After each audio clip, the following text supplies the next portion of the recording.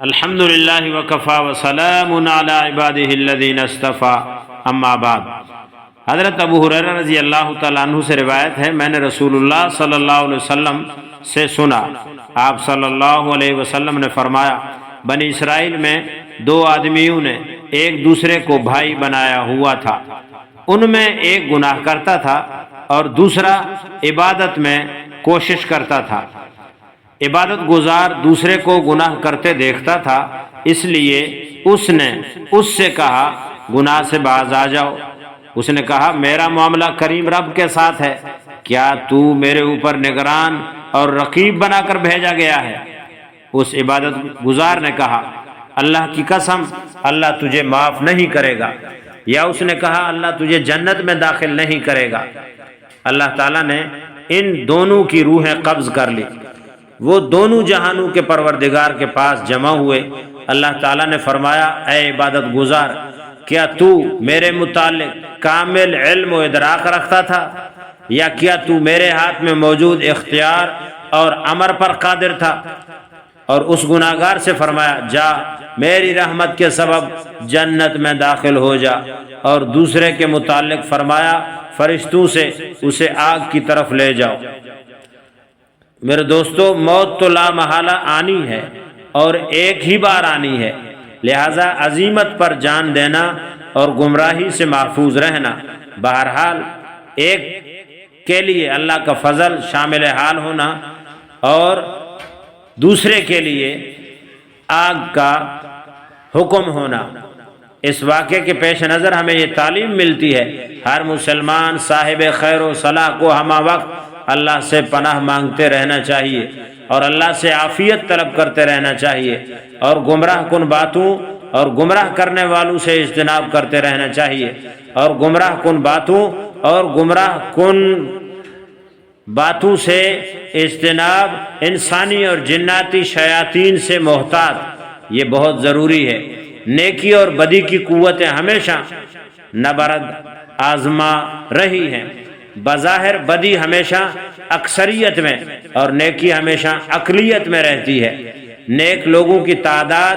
بروں کی نسبت ہمیشہ کم ہوتی ہے، لیکن نیکی اور بدی کے معتبر ہونے کا مدار قلت و کثرت پر نہیں، اللہ عز و جل کے حکم پر ہے۔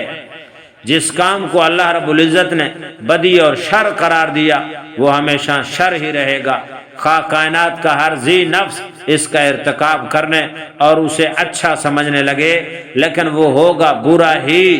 اسی طرح نیکی وہ ہے جسے اللہ نے نیکی اور حسنہ قرار دیا، خواہ ساری دنیا نیکی کا مفہوم بدل ڈالے، لیکن اللہ کے نزدیک نیکی صرف وہی معتبر ہوگی جو اس کے حکم کے مطابق اور اس کے نبی کے طریقے کے مطابق ہوگی۔ اس قصے میں اصحاب خیر و صلاح اور اہل حسنات کو یہ تعلیم ملتی ہے کہ انہیں اصحاب عزیمت بھی ہونا چاہیے اور برائی کے ماحول کے اثرات قبول نہ کرنے چاہیے، اور نہ برائی سے بچنے والے اس کی برائی کو پورے عزم و استقامت سے رد کرنے والے ہوں، جو بھی ہو جائے، لیکن آپ ماحول کے اثرات کو قبول نہ کریں، نیکی پر چلیں، آپ لوگوں کے طعنے نہ سنیں، نیکی پر چلیں، آپ لوگوں کی باتوں کو محسوس نہ کریں، نیکی والا راستہ نہ چھوڑیں، تاکہ اہل شر پر ان کی عزیمت و استقامت کا رعب چھا جائے اور وہ ماحول سے متاثر ہونے والے نہ ہوں، ماحول کو متاثر کرنے والے ہوں۔ حضرت ابو ہریرہ رضی اللہ تعالیٰ عنہ نے فرمایا اللہ کی قسم جس کے ہاتھ میں میری جان ہے، اس عبادت گزار نے ایسا کلمہ زبان سے ادا کیا جس نے اس کی ساری دنیا اور آخرت تباہ کر کے رکھ دی۔ معلوم ہوتا ہے کسی خاص شخص کے متعلق یہ نہیں کہنا چاہیے کہ اللہ تمہیں نہیں بخشے گا، اور اسی کی قبیل سے ہے کہ انسان کسی خاص شخص کو کہے تو کافر ہے، یا تو جہنمی ہے، یا تو جنت میں ہرگز داخل نہیں ہوگا، یا تجھے خدا معاف نہیں کرے گا۔ اس قسم کے فتوے لگانے میں وقت نہیں لگتا، ٹائم نہیں لگتا، اور اس قسم کے فتوے لگانے والے کم نہیں ہیں، لہذا ہوشیار رہنے کی ضرورت ہے، کہیں ایسا نہ ہو آپ کسی کو غلط کہیں، کسی کو جہنمی کہیں، یا کسی کے اعمال برائیوں کو دیکھ کر آپ اس کو جنت کی ٹکٹ نہ دیں، تو یہ آپ کے لیے مناسب نہیں ہے۔ یہ نہ ہو کہ آپ کے اعمال اللہ تعالیٰ رد کر دے اور آپ کے اعمال قبول نہ ہوں۔ اس لیے ڈر کے رہنا چاہیے، اللہ تعالیٰ کے خوف، نیکی بھی کرو لیکن اللہ کا ڈر رکھو، برائی رکھو، اللہ کی ذات سے امید رکھو۔ برائی اگر ہو جائے اللہ کی رحمت کو دیکھو، معافی مانگو اور لوٹ آؤ۔ اور جو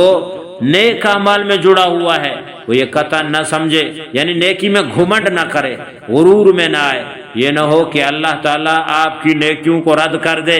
اور وہ گناہگار جسے آپ گندہ سمجھتے ہیں، پلید سمجھتے ہیں، ناپاک سمجھتے ہیں، خدا کا دھتکارا ہوا سمجھتے ہیں، ملعون اور لعنتی کہتے ہیں، ہو سکتا ہے کل اس کو اللہ معاف کر دے اور تمہاری نیکیاں قبول نہ کر کے تمہارے لیے جہنم کا فیصلہ ہو جائے اور اس کے گناہ معاف کر کے اس کے لیے جنت کا فیصلہ ہو جائے۔ اسی لیے نیکی کرتے رہو، ڈرتے رہو، اور نیکی میں اللہ کی رحمت سے امید بھی رکھو، اور جو برائی میں ملوث ہے وہ توبہ کرے، وہ برائی میں جری نہ ہو، وہ برائی میں زیادہ آگے نہ جائے، برائی میں حد سے تجاوز نہ کرے۔ ضروری نہیں کہ یہ آپ کے ساتھ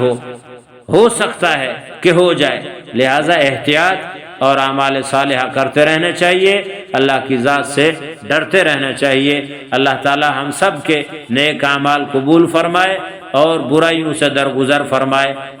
وآخر دعوانا ان الحمد للہ رب العالمین۔